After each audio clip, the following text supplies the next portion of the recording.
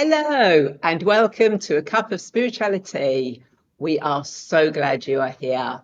This is a space where spirituality feels like having a cozy chat over a cuppa with friends. Now, each month, Sally and I explore topics that you've been asking about, from grounding and connecting with angels to understanding chakras, crystals, and so much more. And we'd love for you to say hello in the comments, like this video, share it with anyone you think would enjoy it, and let us know your thoughts and questions. This show is all about you, your curiosity, your journey, and your growth. And of course, if we don't get to a question in this episode, then don't worry, because it may become the topic of a future show. We are here to create a community of learning, connection, and exploration. And most importantly, this is a safe, judgment-free space where everyone is welcome to share and grow. Absolutely. We're building a space where we can all learn from each other and connect with like-minded souls. Ray and I are passionate about building a community, a spiritual community. Everyone has got something they can bring. Everyone's got something that they can share. Everyone's got some knowledge or something, and it's a space where we can learn from you as well as you from us. The idea is there's no guru or leader. We're all working together towards the same goal of just enjoying our spiritual journey. And there's so much to explore, whether you're new on your journey or whether you've been here for a while. There's just a whole world out there ready to explore. So settle in with your favorite cuppa, and we're going to dive in with this month's topic, which is going to be divination. But maybe we should introduce ourselves first. Yep, that's a good idea. So I'm Ray, and I'm a spiritual guide and healer who is passionate about helping you reconnect with your divine presence and step into your purpose. Now, through angelic reiki, angel oracle cards, guided meditations, and exploring past and future lives, I support you in healing your past and creating a soul-aligned future. Now, my journey has taught me the right tools and guidance. We can all connect with our higher selves, embrace transformation, and live a life full of abundance and fulfillment. And I'm here to hold the space for you as we explore spirituality together in this safe and supportive community. Well, I'm Sally. I'm passionate about empowering women. I work with Mary Magdalene and I channel her. I teach spiritual development, I facilitate meditation groups, and I'm a trauma-informed somatic coach. I'm all about helping women be the best person they can be and achieve their full potential, peeling back those layers of society that society's put on us, the programming, the patriarchy, and getting back to our glorious, wonderful selves. So, Wonderful. yeah. Yep, and it looks like we have gone out live on Facebook and YouTube, which is Oh, good. great. That's good, because we weren't sure that was going to happen, were we? That's really good. No, I think it's with all these energies that have been going on at the moment as well. It's just like been so crazy. It has. Haven't you found that this week? I Oh found my it. God. Yeah, we're in the middle of the eclipse season. We've got the spring, so we've got the Autumn. equinox, autumn equinox coming up on Monday. We've got the new moon on Sunday. It's like crazy. Yeah, it's like we're being bombarded, isn't it, from all areas, really. I'll be talking later about this because I talk about the energies after we've discussed our topic, as you know. So I'll be talking more about that later and what we can do to sort of help ourselves through this. Excellent. And don't forget when you get here to say hello in the comments so that we know you are here. So we're going to be talking about divination, We even are. I have so much problems saying it correctly. I don't know why. It's just one of those things, where there are certain words that you can just never pronounce correctly. Yeah, yeah, I know what you mean. Well, you said it right then. You did. Oh, did I? Yeah, you did well. Yeah, you said it right. So you're Yeah. okay. See, it always sounds weird to me when I say it. It does, because it should be divination, really. But Yeah. yeah, Divine Nation. I actually prefer that, Divine Nation. yes, yeah. So do you know where the name comes from? No, go on. Divination comes from connecting to the divine, and that's what Ah, we used to do back in the day. And then obviously with churches and Christianity, they decided that that was wrong. We weren't supposed to connect to the divine ourselves, and we had to do it through an intermediary, a priest or a minister. And that's when people started saying people use divination or witches or that kind of thing, and that's when it all kicked off, really. But prior to that, divination was purely people individually connecting to the divine, which thankfully we're getting back to nowadays as well, hence the topic, hence today's It, topic. it is indeed. So, and whilst we're waiting to see if anyone asks any questions, I'll start off with a question that I've been asked. So what actually is divination? Is it fortune telling or something different? Ooh. So let's see what our thoughts are on that one. I mean, for me, it's about just tuning into guidance beyond our everyday mind. Using tools or symbols to help us access our intuition, higher self, or even spiritual realms. So it's a mixture of all different things, I personally think. What about you, Sally? Yeah, I kind of agree with you. I think divination is connecting to the divine. I think it's connecting to our higher selves. It's connecting to spirit guides, angels, ascended masters, that kind of thing. I think on a subconscious level, we know the answers already. And I think using these cards or tools, not necessarily cards, it could be, there's all manner of things we're going to talk about. I think those just are the vehicle by which we can get this information. But I do think it's possible for us to get it even without tools. I think we are all capable of that. We all have this intuition, and we all have this ability for connection within ourselves. Yeah, yeah, totally agree. And shall we go through the 6 questions before we get into the different I tools think and it? so. I think so. Yeah, I think you're Yeah, right. I Yeah. think that'll probably be a good idea.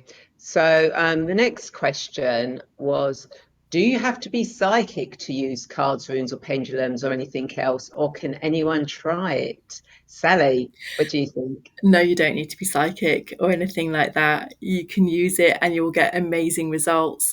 I think the thing to do is to set the intention. And once you've set your intention, which we will talk about also later, and making sure you're grounded and in a calm sort of emotional state, then anyone can do it. Yeah, yeah. And it's also about practice and connection. Yeah. And tools that we use are kind of like mirrors. They reflect back what we already know deep Mhm. down, and they help us tap into guidance that is always around us. So the tools are just that, a tool to help us connect to what we already know. Yeah, I think so. I agree. And sometimes when we get the answer through a divination method, we think, oh yeah, yeah, and you find it's been on the perimeters of your mind, and then you think, oh yeah, yeah, I did know that, but it's nice to have that clarification, isn't it? Yeah, and I think it's a confirmation, and obviously I'll go a bit more into that when we talk about cards. But it's amazing when the cards come out and people go, "Yeah, well, yeah, I know that," and it's like, well, they're telling you what you already know. You just Yeah, needed something to confirm it. exactly. That's exactly it. Yeah. Um, so another question is that I'm quite often asked is, which method is best? So again, we're going to be talking about cards, runes, pendulums, scrying, etc. But what do you think? And my personal one for that is there isn't any one best way. It's about what resonates with you. Some people are drawn to cards, others to runes, pendulums, scrying, other means, um, because usually it is just the tool that excites and intrigues you. It's the one that's going to work best for you. If you enjoy using it, then that's what it is. My favorite, obviously, are cards. What about you, Sally? What do you think, and what's your favorite to use? I think it doesn't matter what you use. Like you said, whatever resonates, but also what you find easiest. And also for the question you want to ask, some things are better, some means are better than others. It might be that you have a pendulum always in your handbag, so that's the easiest thing to reach, and it's smaller than a pack of cards or something like oracle cards. So it depends on what you resonate with, and also what you enjoy using, and what the reason is for using the tools, because you might find different tools suit different things. So I have two favourites. I do like oracle cards, but I also like my runes. I work with witches' runes, which I will be talking to you about later. And I would say that I do get, if you want more like a tarot kind of reading where, this is going to happen, and then in this month this is going to happen, and dun dun dun dun dun. Runes are quite good for that kind of reading, and so I do like using my runes, to be fair. Yeah, and we'll also explain the difference between oracle and tarot cards as well, because We that's will. And that. the different types of runes as well, because that's quite a biggie. Yes, there are. And again, it's like there are my necklace, my angel there. I've used that as a pendulum because I've needed an answer to a question to something. So it's like, well, I'll just whip the necklace off and use that. Uh, Yeah. so you can use anything around you, really. Yes. Which I think. So one of the big questions that people love asking is, can divination really predict the future? Sally? I'm gonna go out on a limb here, and I'm gonna say yes. Yes, it can, because your future isn't linear. The future is made up of different layers, a bit like a spider's web, and you can do like a quick left turn, and your future is completely different to something else. And so that way, your future is not set in stone; it's malleable. So when you use cards or whatever method and ask a specific question, that is going to be your answer up until a certain point before you do something else which changes your route. So I'm going to say yes, it most definitely can. Yeah, I'm going to say exactly the same. But again, different methods can give glimpses of what everything is. It's possible outcomes, but Mm. it's not set in stone because we do have free will. And even when I use future, take people into a future life, you know, yes, they can see what they're doing, but if they don't follow the steps to get there, then it'll probably take them in a different way. So divination kind of like shows you the energy around you now and what direction things might flow. But you always have free will to shape your future and make changes. Yeah, I agree.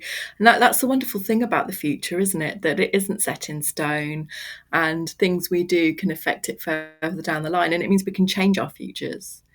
And it's also good, I think, because, to do with sort of ancestral issues and things that we need to work through. It's good to know that our future isn't the same as our, like, oh, I don't know, like your parents are always a teacher and you're going to be a teacher. It doesn't have to follow through, or, in our family, you always have boys or whatever. None of that is set in stone. We can do things to change that. And yeah, I think that's a really powerful thing. And I think your future life progressions are a really powerful system. I keep meaning to book one, and I will. Yeah, no, they are absolutely amazing, and I love the fact that all future, possible future, timelines, that all possible time, that, oh, mind you, that's getting then into quantum, so we probably won't go down there because we're trying to keep no, we're trying to keep Keep everything it simple. basic. Yeah, Yeah. Okay. yeah. See, that's the trouble. You start talking about this stuff, Yeah. and then you kind of like, no, I'll bring it back. Yeah. Um, so another question, which I think is quite an interesting one that people have asked is, or what they do is they worry whether it's going to be safe, because obviously there's a lot of fear that's come from the past. If you think about the witch trials and all persecutions going back to the beginning of time. So is divination safe? I think yes, when approached with respect and good intention. And it's always important to ground yourself, set clear boundaries, and ask for guidance from your higher self, angels, or source. And it's not about fear, it's about clarity and empowerment. So it's so you shouldn't worry that it's not safe if you go about it the right way, because there are instances that things have gone wrong for people, but it's only because they've done something slightly wrong. It's not the actual divination itself. No. Yeah, so I think, like you need to set a clear intention. I always do something I call a prayer of protection. It isn't really a prayer, it's just setting the intention that whoever's here to help me is for my greatest and highest good and is from the highest vibration possible. And I always say, ask Archangel Michael to stand by to only let those of love and light of the greatest good through for my highest good. And I just say that every time. And it's just about embrace this thing, really. But I think if you set a positive intention, if you phrase you're doing it for the right reasons and you're doing everything from a place of love and a place of light, it's not dangerous at all. It's more dangerous to cross a street or buy chicken from a supermarket or something. I did once. I got food. I can't eat prawns now. I got food poisoning from a prawn curry that had been sat in my freezer over 3 months, and I didn't think about it. I ate it. Yeah, got food poisoning. So, you know, Wow. something that's been in your freezer that you've forgotten it's gone past the how many times it should be in there.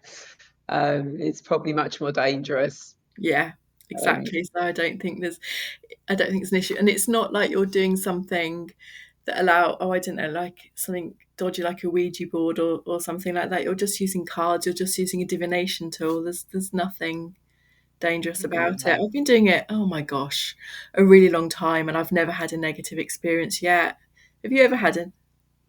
No, I can't say I've ever had Mm. a negative experience through any of the work No, um, or that me. I've done.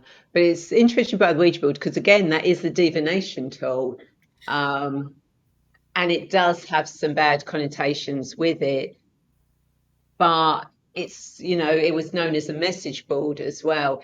And again, it's not dangerous if you've got the right intentions, the right settings, you're following the protocols. Mm. It is as safe as any other. It's like anything in life. you know any tool is that it's a tool. It's how it's used. What the intention is to what result you will get from it. Okay. And that it's like an archetype. A round object could be a bouncy ball, or it Yeah. could be a cannonball. Oh yeah. I see what you mean. It's I what you see what do you with mean. it. um yeah. That's Interesting. kind of like, that's kind of like the way I think about angels. They're archetypes. Mm. um but we've done angels, so go back and watch that show if you've not watched Yes. it. There's some interesting information about angels there. And one last question that is often asked is, what about reading for yourself? Is it as effective as going to someone else? Sally, what do you think? Um, I think reading for yourself is okay, and there's definitely a place for it.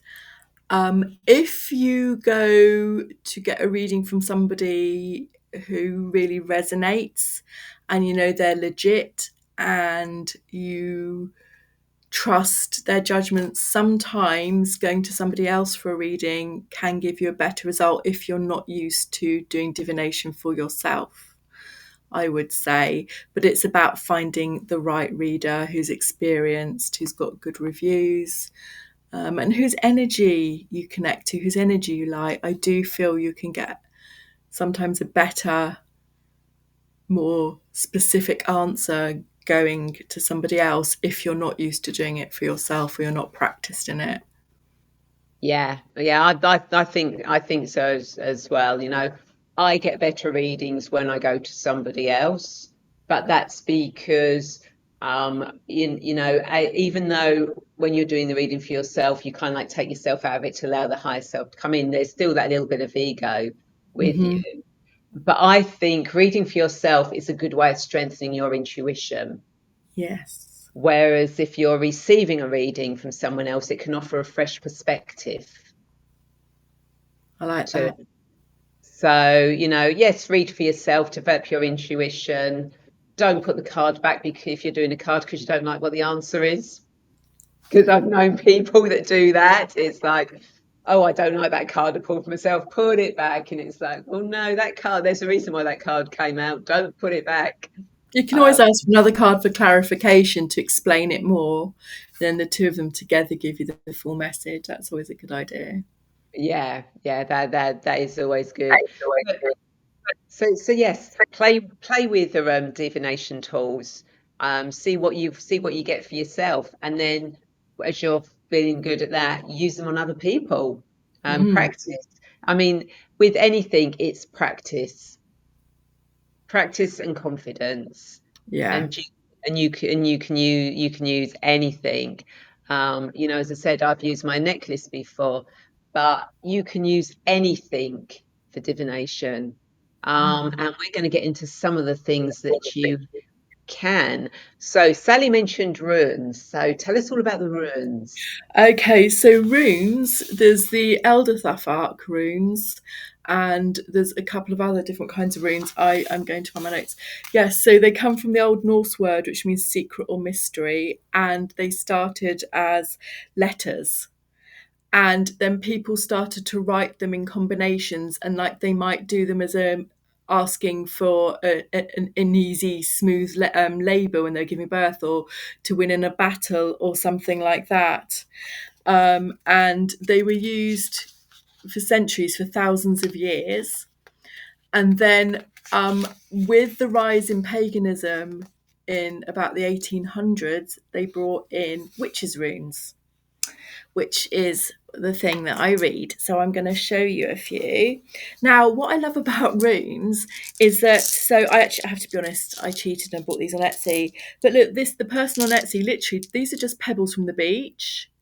So, and these are the runes. And so each of them has a different meaning. Like the sun, which for me comes through for the divine masculine. We have a crossroads, which way you need to go. I won't bother reading you through all the runes, but so they are such an easy thing to do. So you can just do a single rune draw. So this for me is harvest, which fits in very nicely at the moment with the time of year, and harvesting and reaping what we've sown. You can do a 3 rune, just like with cards, like past, present, and future. And you could do a 9 rune, and you could go into more detail. So you could do something like, with the 9 rune cast, you could do something like, or 5 runes, so you can do your present moment, your past, your action steps, the obstacles, and your future. So it is kind of like cards, but they're very small. So they're very easy to take places. And what I love about them is when you do a scatter reading, you work from the inside out, and the ones that are closest, so in the perimeter closest, those are the ones that are in to immediate effect, and the ones that are further out have a lesser effect. So it's kind of like a grading system. So it's not like with cards, you pull one card after the other and it's past, present, future. It all also depends when you do a scatter reading of where it lands in relation to the center. And so that means you get all that you can also do really nicely about time. How, you can actually program your runes. So say, like an inch is a month or an inch is a year. So sorry, I'm going to stop talking about runes because I really do. I find runes so easy to work with, to be honest. And you don't need a guidebook. You don't need anything, because once you know the symbol and you get used to doing it. So for me, the sun is divine masculine, but it's also about energy. It's about now is the time to get going on things. Now is the time to be manifesting. And it all just runs off your head once you know it, and it's just such a simple tool. I absolutely love working with runes. Yeah. And you said you bought yours on Etsy, but someone made pebbles, so we can make our own runes then. Yeah. So I'm collecting pebbles to make my own, but I'm very particular, and I only want white pebbles. And then I'm going to use nail varnish to put the pink nail varnish to put the symbols on. I'm very specific. So these I just got on Etsy. Like I said, they're just really really simple ones. Y means female, by the way. And yeah, and what I love is the fact that for a couple of 100 years, people have been using the witches' runes, and it's something that women could do, because it's many women that use the witches' runes without fear of discovery, because it's just a bag of stones in your pocket. So I just think it's wonderful that when we're doing it, we're connecting with women like us who are doing stuff like this back in the day, but didn't have cards, couldn't read. I know we can read and stuff, but it's that sort of matriarchal kind of lineage coming through. So yeah, I'm quite passionate about my witches' runes. Yeah, no, you can see from sort of like from you talking about them. And I mean, when I think back to when I was a teenager, I had a set of um Nordic Oh runes. yeah, So I dabbled in those years ago, but they never really held that much of an interest for me. yeah, because I tried the Elder Thuffark and yeah, the Norse runes, but I just the so they believe that these runes came through because Odin himself was hung from Yggdrasil, the world tree, for 9 nights, nearing death, until he perceived the runes, that the universe gave him the runes. Um, I love the way they use it as kind of like little spells or little well wishes for a good harvest, and they'd write it on wood and put it by their fields or whatever. I love that, but it just felt quite masculine, and Mm. the runes looked quite masculine, and I just didn't, yeah, I just didn't resonate with them. I just couldn't. I really tried to learn them. I just couldn't get it. Whereas the witches' runes, tried for 20 minutes, knew it, boom, I was off. Yeah. Yeah, and again, it's finding what works for you, because what works Exactly. for you may not work for somebody else, and what may work for somebody else may not work for you, which is absolutely brilliant. Which is why there are so many different tools um, Exactly. out there. And obviously, as people know, I love my cards. That's what I do all the time, and I'll be doing a reading with these cards later. So I'll be pulling a card for the next 4 weeks for us. But cards are, I think, one of the most popular ways that people know about doing divination, and that's either tarot cards or tarot cards or oracle cards.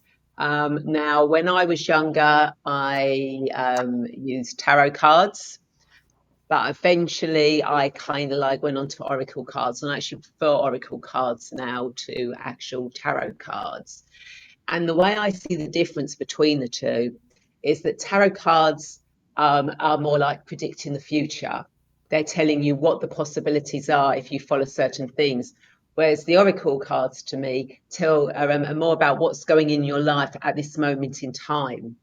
And because I love working with what is going on in our current time, even though I work with the past and work with the future, backwards and forwards in time, it always comes back to what we need to know for our highest good at this moment in time, which is why I think that's probably why I've gone more to working with oracle cards rather than tarot. In fact, I think I've given most of my tarot decks away now. I think I've still got one box. Have I still got my boxed up dragon set, or did I give that away? I'm not sure, but I think I've still got a couple of tarot sets left, but I've given all the rest away because to people that are starting in tarot, because they just didn't resonate with me um, anymore. But again, even with oracle cards, not every oracle deck will resonate with you. Some will, some won't. And, I think I look at all the cards I've got, and there is an eclectic mix amongst them all. But I do know there were some cards that I was given that it's kind of like, no, that doesn't really resonate with me. But somebody came along and it's like, oh, they loved them. So it's like, okay, well, you might as well have those, because otherwise they're just going to sit on my shelf and never, never ever get used. And oracle cards are such a brilliant way. And the beauty now is a lot of people are doing, you can get small decks now of the bigger decks that make it so much easier for you to carry around Yeah. uh, in your pocket. And of course, you can always create your own oracle cards. Which is absolutely brilliant. There are so many people that are creating their own decks. I know of a couple of Kickstarters. In fact, one of them I joined to because I want those cards, because they're fairies and nature spirits. But I know several people that have started Kickstarter to create their own oracle cards. But again, you don't need to actually go and spend a lot of money on creating a deck of cards. If you get some cards, or cardboard, and you've got some pictures, you can just put a picture on and write whatever words you want on it, and make that into your own oracle deck. Yeah. So again, like the runes, it's something that you can really make yourself. And we are going to get on to some other things at the moment, but I think as we're talking about oracle cards, that we need to mention cardomancy. Oh, I don't know where Sally's. Oh, she's back. Oh, I thought you went. Well, we'll soon find out when we're It'll be there. it'll be me that's gone. Yeah, but you came back. I did. Yeah, cartomancy, as we are talking about oracle cards. So, what cartomancy is, before tarot and oracle decks were popular, many people just use ordinary playing cards or special decks like the Leomand for readings, and each card has its own symbolism. And some people find these systems simpler, more direct messages that they bring. So, if you've got a deck of playing cards, and you can set your own intentions for them. The hearts could be, represent the emotional aspects of life, and you can use those, um, assign different meanings to them. And when those cards come out, use those. So yeah, so oracle cards, tarot cards are brilliant tools, and are probably one of the most popular ones, I would have thought. What do you reckon?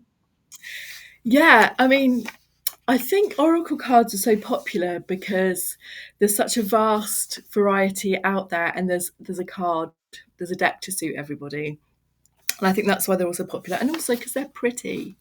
They're so pretty and lovely, and dragons and fairies, and and they're just joyful, and also different decks for different seasons. I've got the whole set now of Seasons of the Witch Oracle, and because I do events at a sacred site every Sabbat, so I have different cards that I use for those, and they're always bang on the money, and really useful, and a lovely tool. I think it's a nice self-care tool. It's just every morning pick a card. It takes under a minute, and it's just a lovely way to start your day, really. In the summer I did taught people how to do journaling with oracle cards, and that was lovely because that was a way of digging deeper, and it's kind of a form of journeying within yourself, really, as well. But I don't know if you're going to cover this, Ray, about questions to ask. Have you got questions to ask your cards, or not? Otherwise, I I've got. tend I tend to just it's normally, what do I need to know for my highest good, or if I'm doing the reading for a person, what do they need to know for their highest good at this moment in time. I don't Okay. tend to, with oracle cards, go to specific questions, because I think they're more suited to tarot cards. So that's kind of like how I ask the questions. But again, even when you're going to go on to pendulums in a minute, even when you're asking pendulums, there are certain ways of asking questions. I mean, should, would, could are not the best ones to ask. Yeah. In fact, that's what I've got down here because there's a card that I recommend to beginners called Wisdom of the Oracle by Colette Baron Reid, and they're a red box. Oh, they're just out of shot. And so these are some of the questions that I teach people to use with those. Instead of should I do, it's what can I expect if I take this action? Instead of does he love me or is this friend sincere? You can ask what's the nature of my relationship with this man or with this person, and what do I need to know? Instead of will this be good, it's what can I expect or what will the result be for my growth? And if you're interested in finding out about your spiritual development, your spiritual progression, you can ask, how will I evolve? And then, as I said before, any question that any answer you get, any card you get, you're unsure, you can always ask for a clarification card. Sometimes I use a different deck for that as well, and I find that helps. The other thing, is it all right if I talk a little bit about ways of reading the cards? Yeah. Is that all right? So the first thing I always do is I focus on the energy of the card, and I close. Oh, thank you. The energy of the card, and I close my eyes and I hold the card and I just think, what vibe is this card giving me? And then I think about what can I see in the card? I've got everyone, when you do card reading, you'll have your own lexicon, your own dictionary. So for me, for example, water is always emotions. So if there's water, if it's smooth water, I know that depending on the questions I've asked, things emotionally quite smooth. If there's, the jumping horses, the waves, I know it's going to be difficult. If I see a boat or an animal, it's usually a journey. If something's moving to the right, it's going to the future. If it's moving to the left, it's going to the past. And roughly on a card, you can say the left third is the past, the middle third is the present, and the future is the right hand side of the card, roughly. And you'll develop your own system like that just when you're starting out, just to get the vibe. And like Ray was saying earlier about using cards to develop your intuition, it's a way of learning to do that without necessarily using the guidebook, because there's a little word of not warning, but it's worth remembering that when they write the guidebook, the author writes the guidebook, they write every permutation of what could happen. So if you're reading the guidebook, there might just be one or two lines that's the right thing for you. It isn't necessarily the whole description. Then some people think, oh no, but that's wrong, but that bit is. And they think that it's the wrong answer. But no, you just find the little sentence or the little few words that jumps out, and that's the bit that's meant for you. The whole description in the guidebook isn't necessarily meant to fit. No, and I often, when I'm doing the cards, I quite often, for me, it's the words, and it's not necessarily the words on the card, but the word will trigger something, which I download or whatever, and that's when I Yeah. just as most people know, when I start doing the cards, I just start talking. So if I start thinking about it, that's when I overthink it, and I start trying to put things in that maybe shouldn't be there. If I just allow it to flow, then it just sort of like comes out really straightforward, really easily. So yeah, I tend to for me, the words are the triggers that that set me off on the cards. And I was going to say something then, but it's completely gone out of my head about that. I'm sure it'll come back if it's meant to. There's something else about cards. It'll come back if it's meant to come back. And that, oh, Sally's jumped again, so we'll wait for her to come back. So anyone watching, and I know we've got our Lou here, good to see you, Lou. Anyone else who's watching, if you want to say hello, please do say hello. And are there any questions that you've got that you want to want to ask, is there any particular tools that you use for divination? That'll be interesting to see what you use. Do you have a favorite one? What we've spoken about so far, is that a favorite one um, for you? Just let us know what works for you. Hello again. Hello. Keep popping in and out, don't I? You do. Yeah. So I think we've probably covered everything on I cards. think so. Cards are kind of one of my pet topics again, a bit like the runes. I think I might have spoken a bit too much on that, so apologies for that. Yeah, yeah, it's the same. It's the same with the cards, isn't it? Just could keep going on forever and ever and ever and ever and ever with the cards. So, pendulums. Yes, so this is my pendulum. I'm going to be quite honest with you. I don't use my pendulum that often, but when I started out, I used it a fair amount. So pendulums are good because you can keep them in your handbag or keep them in your pocket. I used to have this beautiful one with all butterflies down the chain.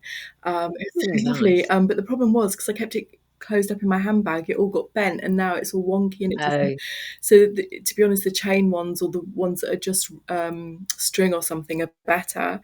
So the first thing is when you get a pendulum, you pick a pendulum that resonates when you go to the shop to buy one. I know it's hard these days, but it's easier to go and get one online, get one in person, because then you can feel it. You can feel the weight of them, because some of them aren't weighty enough and some of them are too weighty. It's a bit like Goldilocks, one porridge is too hot, one is too salty, whatever. It's the same for pendulums, really. So I've only ever found two pendulums that really resonate, this one and my butterfly one, which is in pendulum heaven. So the first thing you do when you get a new pendulum is to wash it. I just wash mine, to be honest, in moon water. It's just tap water I've left out in the moon. And then I will program it. I give it my energy and I say that I thank you for coming into my possession. I will use you for my greatest and highest good. Let anyone who works with you, or normally I say her, works with you, come from the greatest and highest good and as high a vibration as possible. Then some people hold it like this, but I prefer to hold it like this, so between my two fingers like that. So the more you work with it, the more it's programmed. This is not programmed to me very much at all because it's one I use for teaching. So this is I don't know. Right, show me a yes. So I'm asking it to show me a yes, and then the big circle is a yes for me. Now show me a no. I'm interested if it'll still do this for me because I've not used it for a long time. Yeah, side to side is a no. You will, when you first start to use yours, you might find a yes is something completely different, and I don't know is completely different. It depends on you. Once you've got your yeses, your nos, your I don't knows, you can have a board. You could actually do that already with a yes and a no if you wanted to do it that way. You can use your pendulum.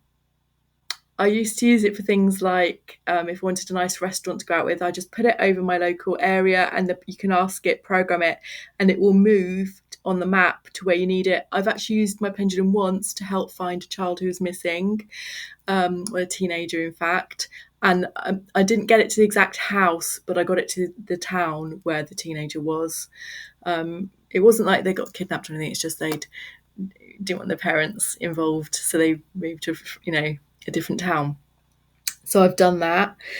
You can also use your pendulum for working out which chakras are in balance. You just program it, tell me which chakras in balance or which chakras are out of balance, and then you can take it down your chakras. So you can see it's already thinking about my heart. Right, so that's in balance. Oh, you can see that's my gut that is not in balance. I've just brought it up. Oh my gosh. Oh my god! It's really not in balance. Did you?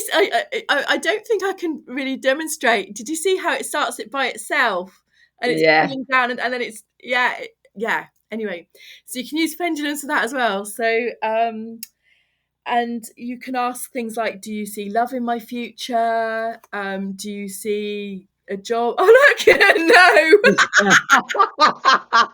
I'm putting you down. Giving away all your secrets. I'm happily married. I've got love in my past, present, and future. Pendulum. You're showing me up. Oh, dear me. Oh.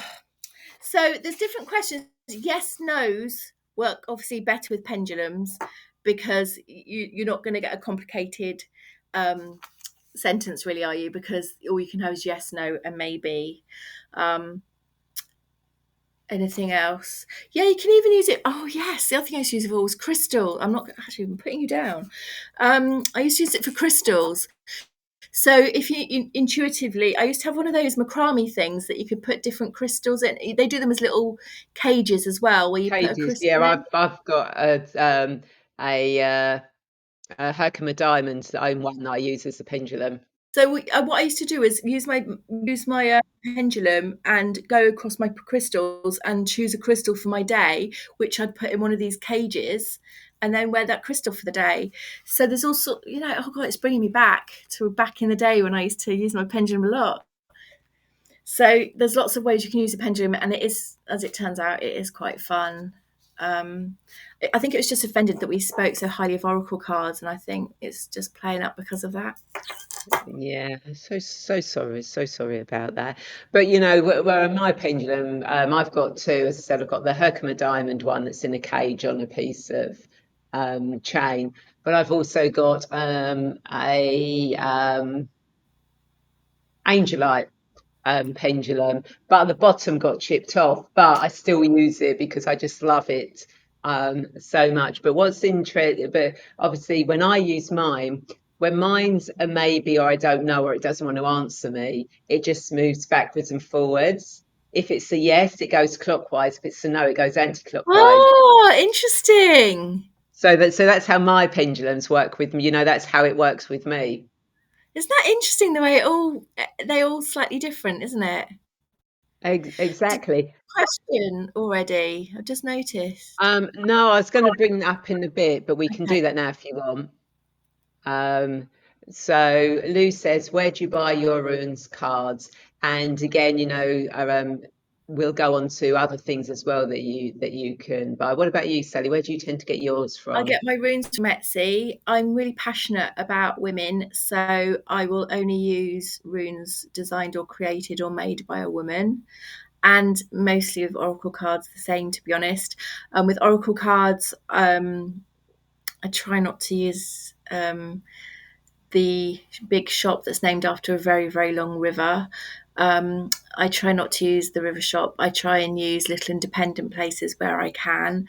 Um, where I live, I'm lucky that near in Bournemouth there's a shop called Such a Beautiful Day in the Westbourne Arcade, and I will go there. And Victoria's really good if I've got some cards that I've got my eye on. She'll stock them in the shop for me, so I will do it there. So I try wherever possible to buy things from small companies, really, or women-owned businesses, because I feel that helps with the energy of the cards, really. But if you've only got the big river shop at your disposal, then then that is fine. Yeah, exactly. There are so many places nowadays that do sell, but obviously you want to check that they're not coming from China. Oh yeah, Whether that's cards, runes, crystals, etc. You want to, well, no, actually, some from China are okay, all but right, you, take it from China. yeah, yeah. So China actually is quite good, but you need to be discerning because if you think about, say, like Doreen Virtue, because she no longer does oracle cards, her cards are now quite expensive because they sort of become collectors.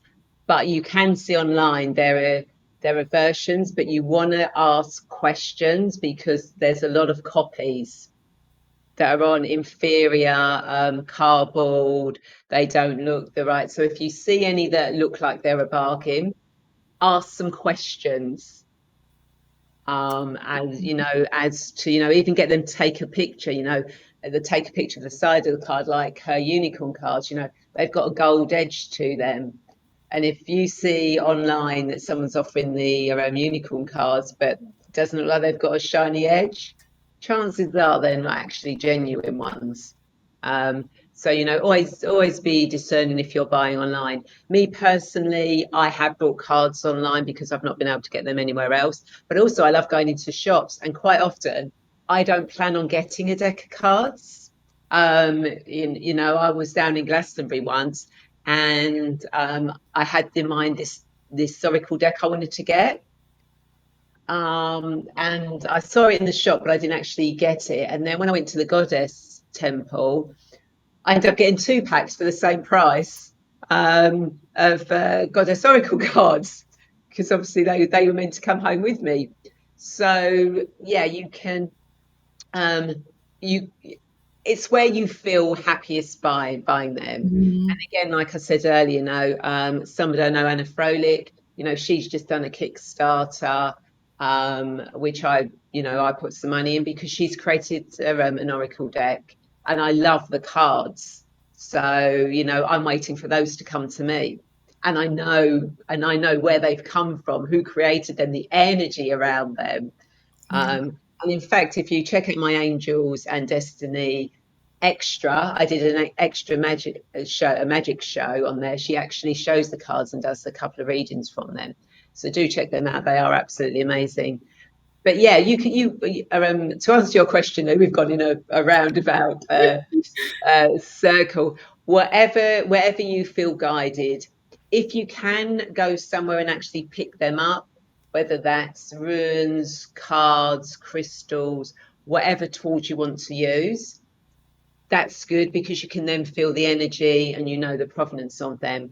But if you can't get any places like that, then buying them online is absolutely fine. Just go with your gut instinct, whether it feels right for you and what you read about the person selling them or what they're talking about actually resonates as well. Um, for that. And before we come off cards, Faye says, hello. Lovely listening to you both. My favourite cards are Wisdom of the Crystal Skulls.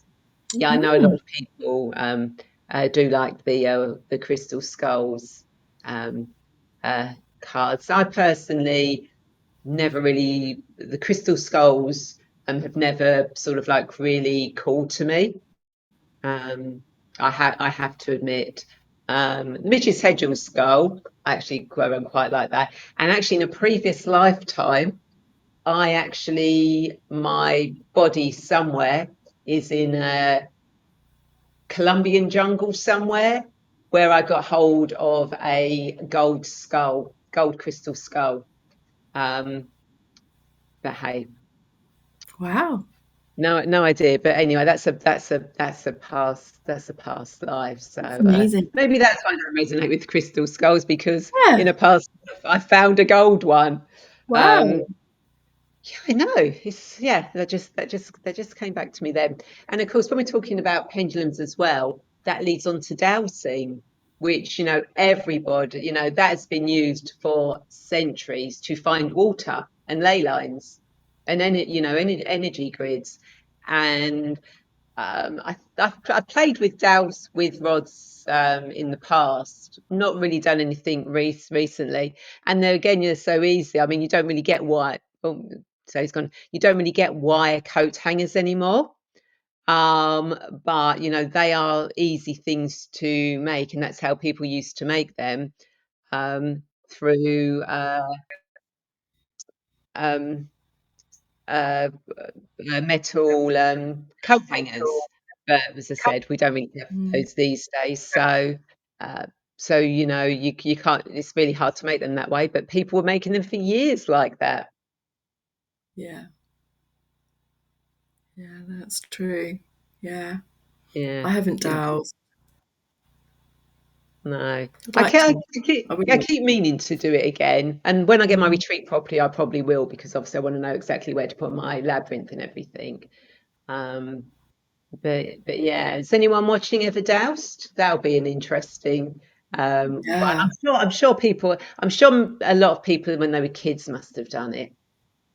Maybe. Or maybe it was just me. So, there are loads of other tools that you can use for divination. One of the oldest tea leaf readings. And again, maybe this is just me, but do you ever remember any older people doing tea leaf reading, Sally, in your life? I was actually at a psychic fair maybe about a year ago, and there was a lady doing tea leaf reading, an elderly lady. But that's the only time I've seen it. And she did a little tea ceremony and then a reading. Yeah. Yeah, my mum you played about with it, and so did my aunt when I was a kid. And although my mum was more into palmistry, which is another divination that you can use in psychometry. Again, so obviously psychometry is where you hold an object or something from somebody, and you pick up the energy, and you get a story information from that. And obviously palmistry is where you read the lines of the hand. And obviously, tea leaf reading is where you look in your cup of tea. Once you've finished it, you've got the dregs. Not so much with tea bags these days. You No. did. It was the loose leaf tea that you had to use. I don't think unless your tea bag splits. Then you might be able to look at it. And basically, what you do is you look at the shapes, patterns, or symbols that the leaves have made in the card.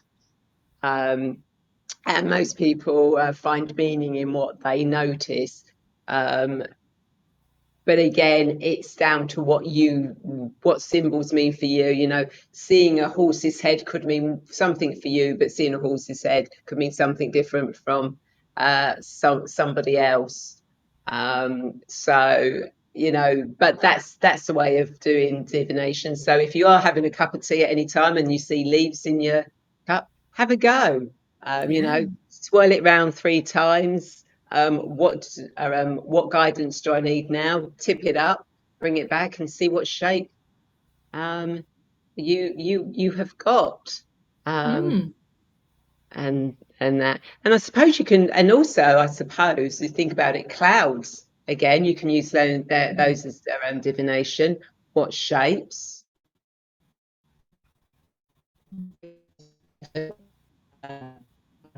You know, I was coming back from a job interview years ago, and I was on the train coming back, and it was kind of like, oh, did I do well in that interview? Didn't I do well in that interview? So I actually looked out the window, and it was a blue sky, but there were clouds. You could see the clouds moving, and I just said, if I've got the job, give me a cloud that shows me. I actually said, can I have a question? A tick or a question mark or something. And literally, I saw what I perceived a figure of an angel in the clouds, and it's like, oh, I've got that job then, and I did get the job. Um, Amazing. I know. So you can use clouds um, for that. Scrying is another thing that you can use, which is the practice of gazing on a reflective surface. So that could be a crystal ball, a mirror, or even really straightforward, simple, a bowl of water to see what images or impressions come through. It's often seen as mysterious and magical because it opens the door to subconscious and spiritual insight. And you think back to Nostradamus and John Dee. They use things like scrying with water, with a candle, a mirror, water, darkness. Have you ever tried scrying, Sally? Um, I've got some garden quartz, so they call it shaman quartz, don't they? And I've used that with positive results. Um, so I don't know if this is where you're meant to do it, you see, but what I did was I started by looking into the quartz and seeing the images I could see in it. And then after that, my third eye just took over, and I got images that I don't know where I was just seeing in my third eye, but it was pretty bang on the money. Yeah. What about you? Well, I've got a onyx ball that I picked up in Egypt years ago. Pure black. Is it onyx or obsidian? No, I think it might be obsidian. Obsidian, a beautiful one. I've played about with it, not really done anything major with it. You know, when I was younger, I did the old Halloween, have a candle going, look in the mirror to see my future love um, in the mirror. So I did that when I was younger. Uh, I mean, there are those watching, whether you're watching live or the replay. Have you ever played about doing a scrying in the mirror to find your true love?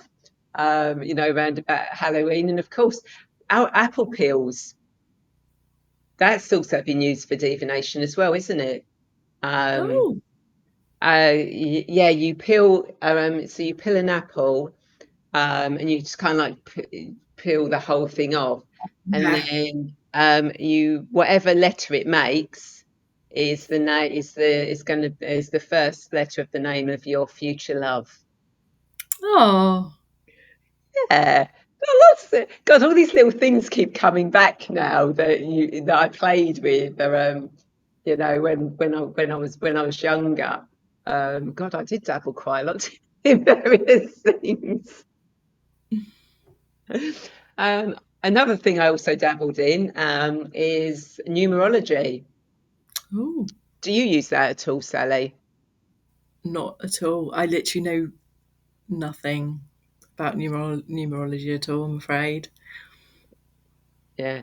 Um, so yes, the numerology, numbers have always held a special vibration, and they say that the world is created of numbers, ones and zeros. And also you've got the resonance frequencies, they're all numbers. You've got angel numbers where you keep seeing the same numbers over and Yeah. over and over and over again. But numerology is actually about where you can look up things like your birthday, your name, again, repeating numbers. Um, and I think that appeals to a lot of people because it's both mystical and quite structured at the same time. I know lots of people now keep seeing, that's a big thing. They keep saying they've seen these numbers all the time. So I think numbers really have sort of like come into the forefront of people's minds now. But also, numerology, technically, 2025, we are in a year nine, and year nine is closures and endings. Getting things wrapped up, ready to go into a 1 year next year, which is the year of new beginnings. And, you have your own personal numbers. If you add up your name, and your date of birth. One is, you can get your life path number, you can get your soul path number. There's so many things in numerology, and in fact, my birth name on my birth certificate is Ray Caroline Cownham, which adds up to 11, which is a spiritual number, which is the angelic spiritual number. And before I chose my business name, I was actually looking at numerology to see what the numbers resonated with. So numerology is a good one to look up and play with. And I think when I was younger, I also played about, oh my God, I Ching. You heard of that one? I bought a book on it, but it's so complicated I gave up.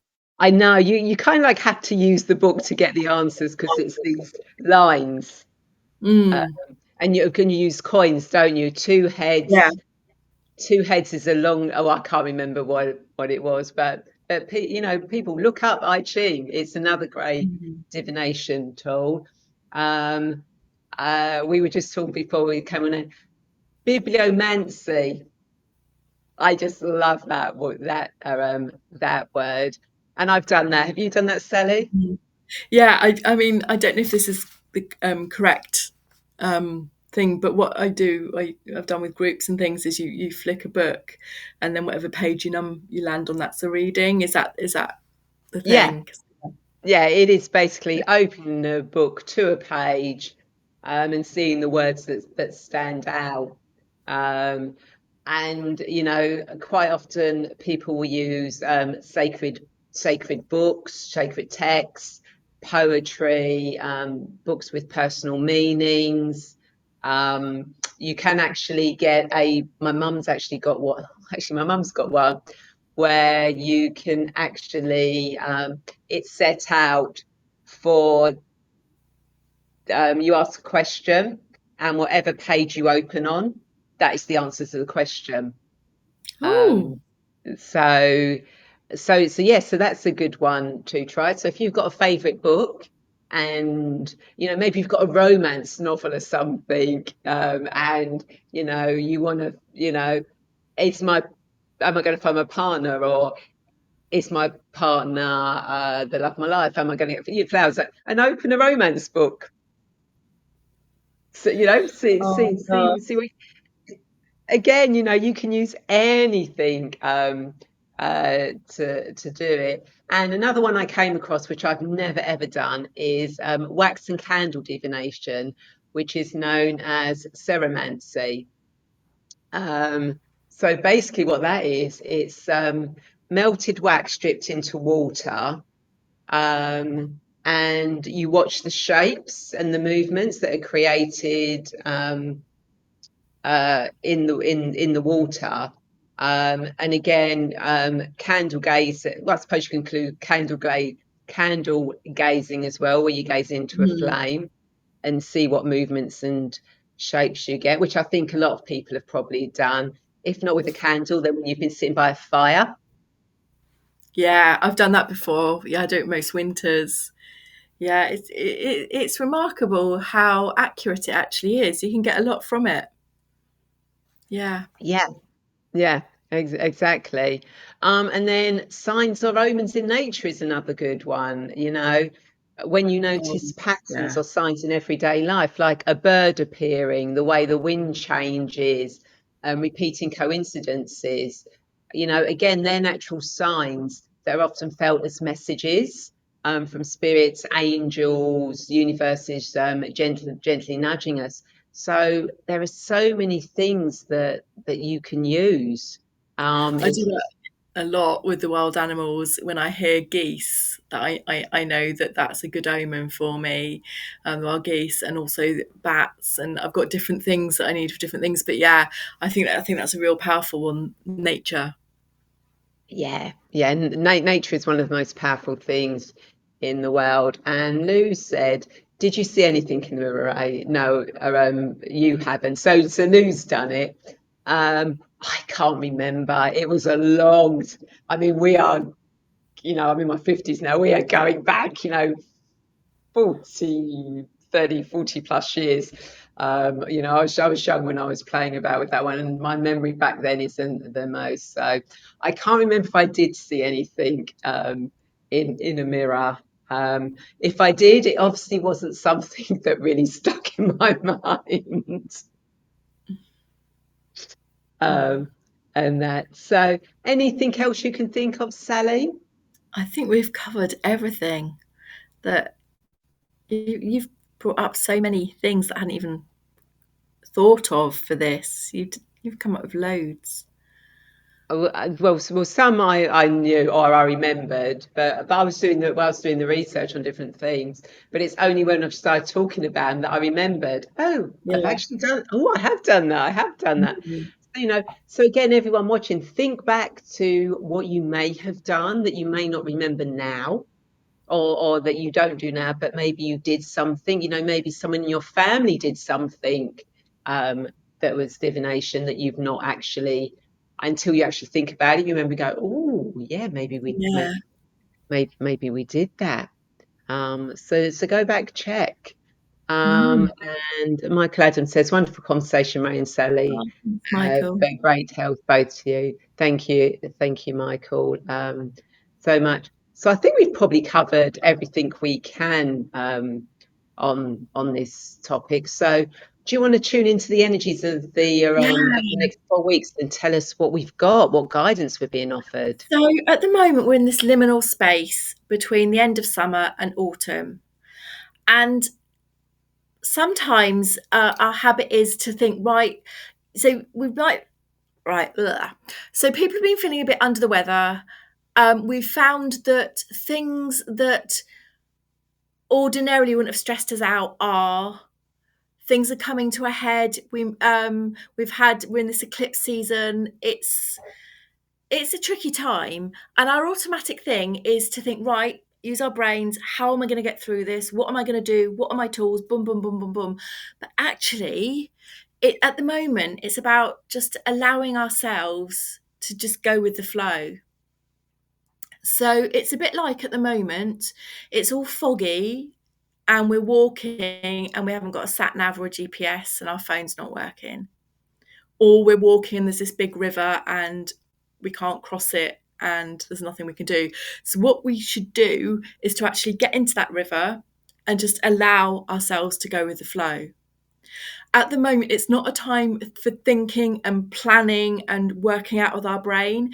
It's about allowing the universe to guide us, allowing ourselves to flow, knowing that the right tools, the right things are going to flow to us.